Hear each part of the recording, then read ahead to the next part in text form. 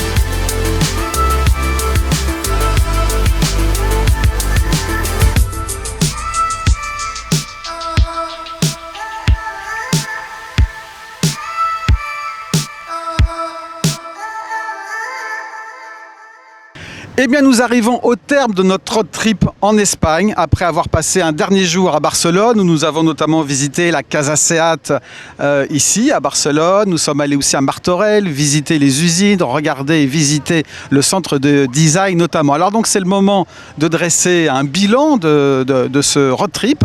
Les 8 voitures sont ici sur la Plaza del Mar. C'est un privilège d'être ici. C'est une place mondialement connue, face à la mer, qui est juste face à nous. Et donc, tirons les conclusions de ce road trip. Alors, première conclusion, on va en reparler avec Alan. On a fait plus de 25 000 km, un road trip avec 8 voitures pendant 7 jours. Il y a quelques risques, vous l'avez déjà vu, mais on va en reparler avec Alan. Mais on est arrivé au bout de ce défi, c'est un véritable défi. Deuxième enseignement, on vous avait promis de très belles images pour vous faire rêver un peu à l'occasion de cet été 2023.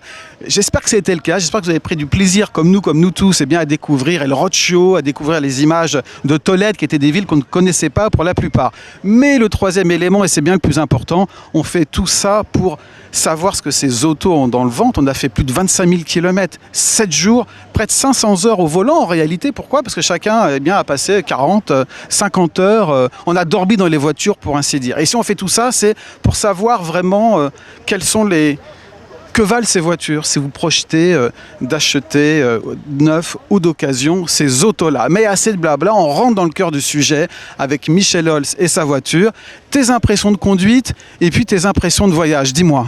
Pour le voyage, c'est vrai que tu l'as rappelé, on a fait plein de découvertes et on est quand même parti de Paris évidemment, mais on vient là tout droit du sud absolu de l'Espagne, du côté d'El Rocio, au fin fond de l'Andalousie, pour se retrouver ici à Barcelone.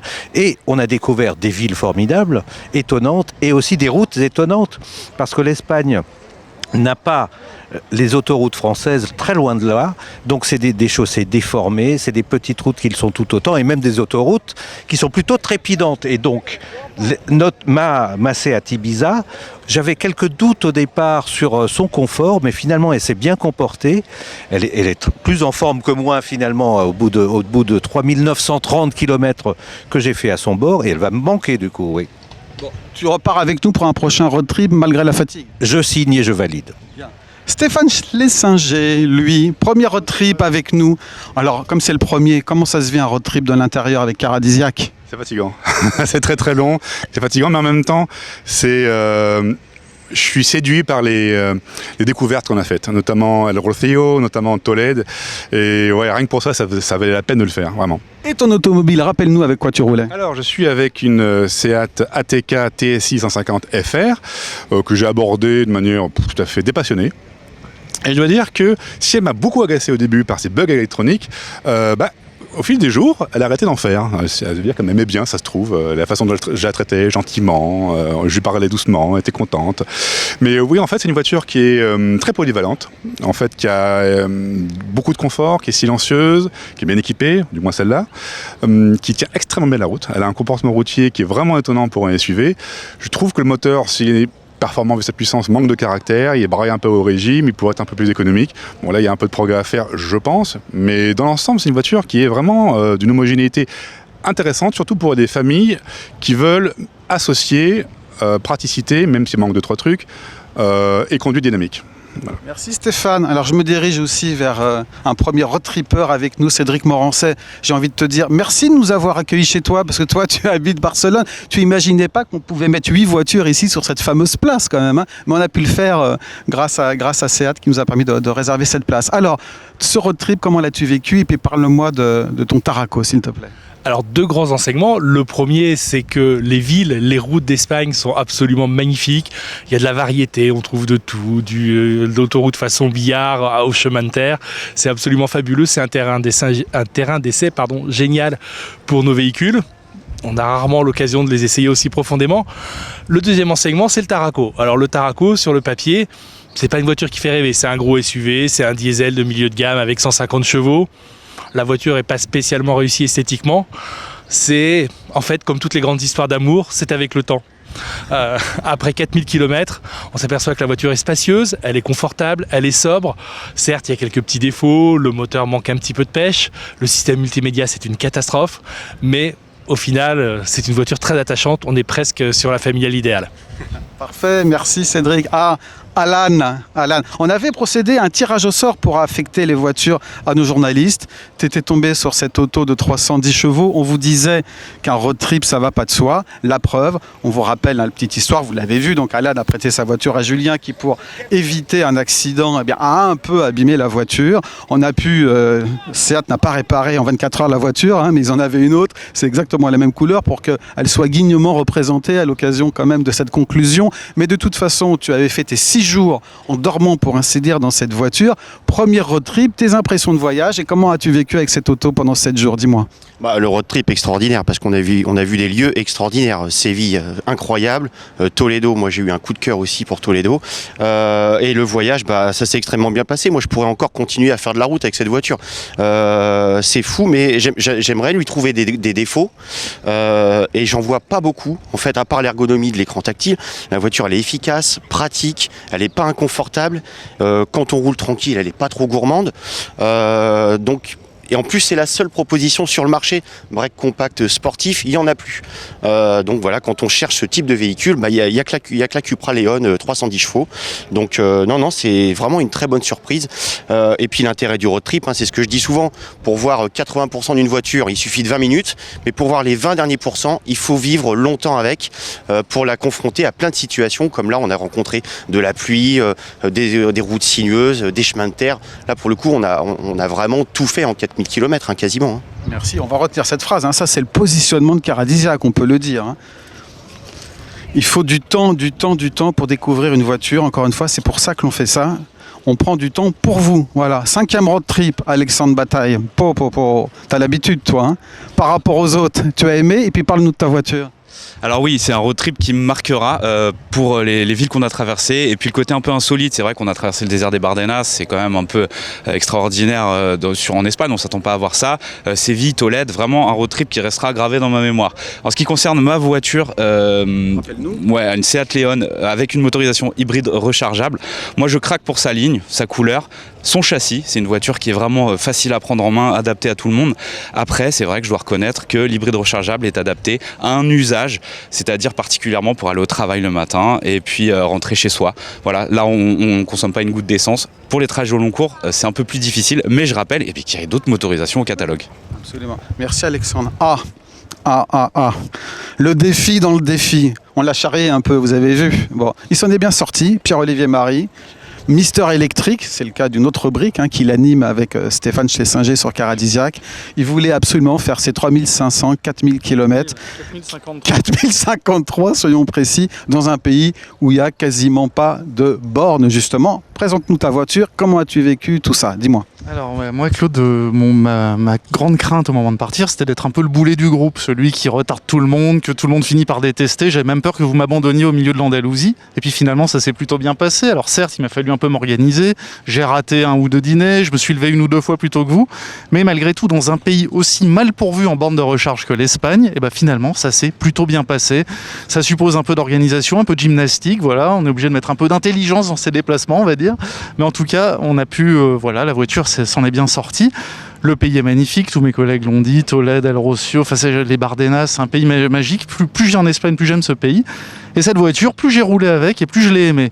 Alors, parce qu'elle est sympa à conduire, elle est agile, elle est confortable, il y a de bonnes performances.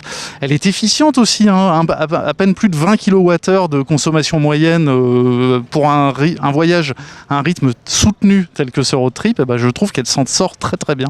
Alors il y a des trucs qui m'ont agacé, le système multimédia, etc. Mais ça, je le détaille dans mon essai par ailleurs. Mais donc c'est une chouette voiture qui n'est pas donnée certes, mais qui fait parfaitement le job.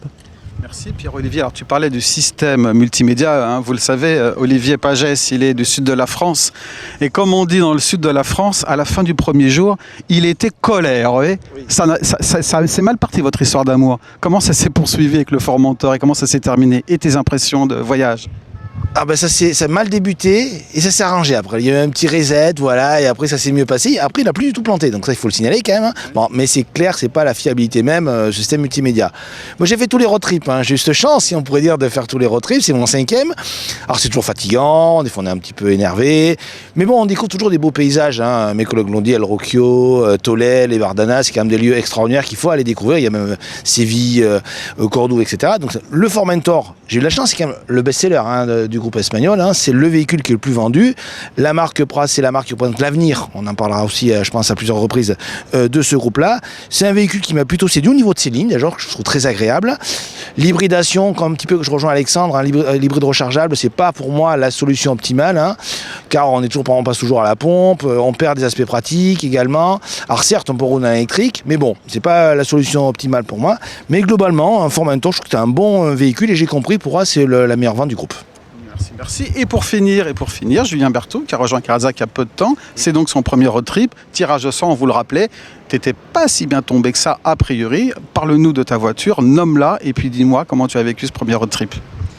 Alors tout d'abord, on m'avait dit que ça allait être fatigant, et je confirme, c'est le cas. Mais franchement, ça vaut le coup. Alors je connaissais un petit peu l'Espagne, mais c'est vrai que j'ai découvert plein d'endroits magnifiques, El Rocio, Tolède, Séville. En plus, le fait de parcourir autant de kilomètres, on voit plein de paysages, tous ces champs d'oliviers. C'était vraiment chouette. Alors après, les autoroutes, elles sont pas nickel, mais je trouve que ça fait partie un petit peu du folklore.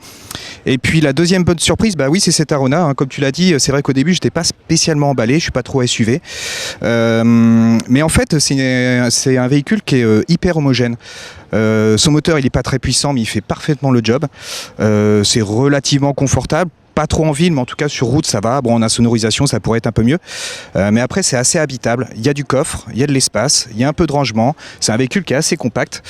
Le problème c'est que c'est un peu cher, mais de toute façon tous les véhicules ont pris énormément ces derniers temps. Mais en tout cas, pour moi c'est vraiment une bonne surprise.